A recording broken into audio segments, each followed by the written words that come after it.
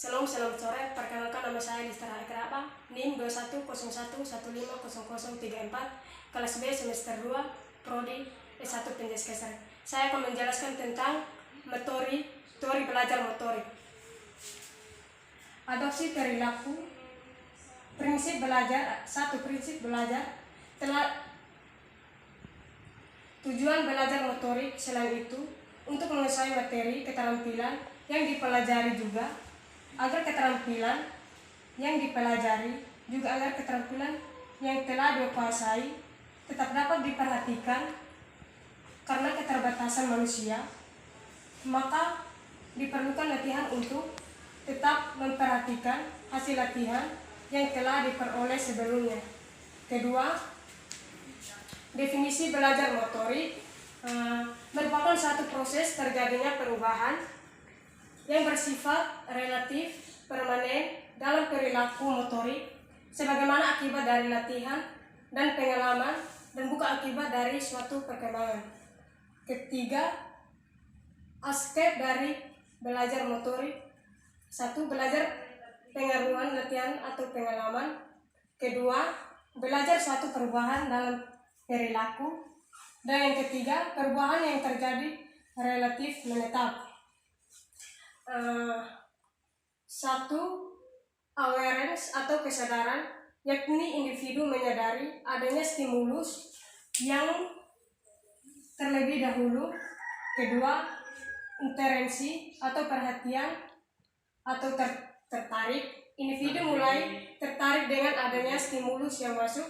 Dan yang ketiga, evaluation atau menilai, individu mulai menimbang-nimbang baik dan buruknya.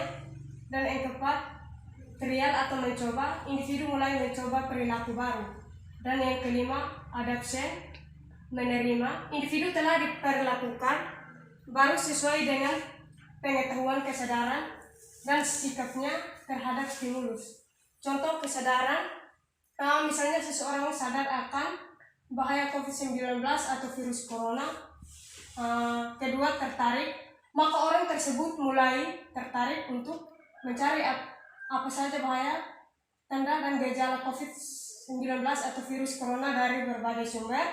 Dan yang ketiga, pada tahap itu orang ini akan mulai memikirkan bagaimana mencegah penularan COVID-19 atau virus corona dari sumber yang ia dapatkan.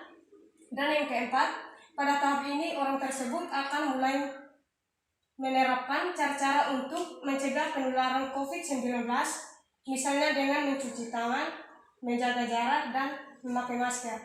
Dan yang kelima, adopsi. Pada tahap ini, orang tersebut yakin bahwa informasi yang ia dapatkan tentang bahayanya COVID-19 atau virus corona dapat bermanfaat karena dapat memutuskan mata rantai penularan COVID-19 atau virus corona dan bisa terhindari dari paparan COVID-19 atau virus corona.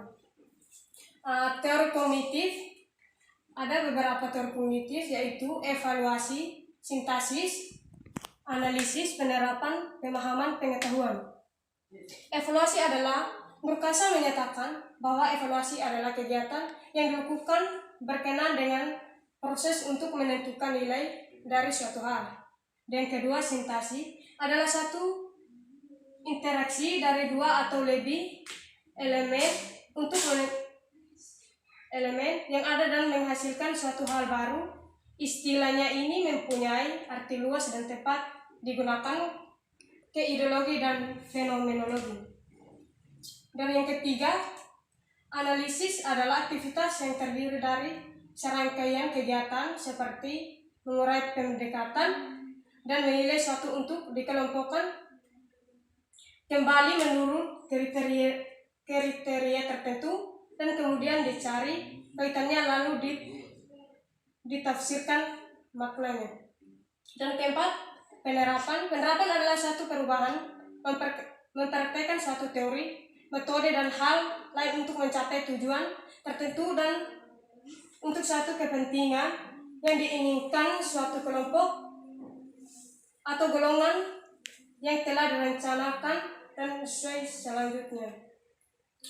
Dan yang berikut, yang kelima, pemahaman adalah merupakan suatu kegiatan berpikir secara diam-diam, menemukan dirinya dan orang lain. Yang keenam, pengetahuan adalah informasi atau makhluk yang diketahui atau disadari oleh seseorang. Contoh pengetahuan termasuk tapi tidak dibatasi pada deskripsi, hipotensi, konsep, teori, prinsip, dan prosedur yang secara probabilitas Bayesian adalah benar atau berguna. Terakhir, pengolahan informasi terhadap gerak. 1. Pada dasarnya manusia membutuhkan informasi atau berita terkini. Pada informasi awal salah tafsir atau persepsi. Yang kedua, balik informasi awal salah atau tafsir atau persepsi. Yang ketiga, informasi akurat bisa memberikan data yang valid. Dan yang keempat, gerak juga membutuhkan informasi. Nah, sekian penjelasan dari saya tentang teori belajar motorik pada sore hari ini. Terima kasih.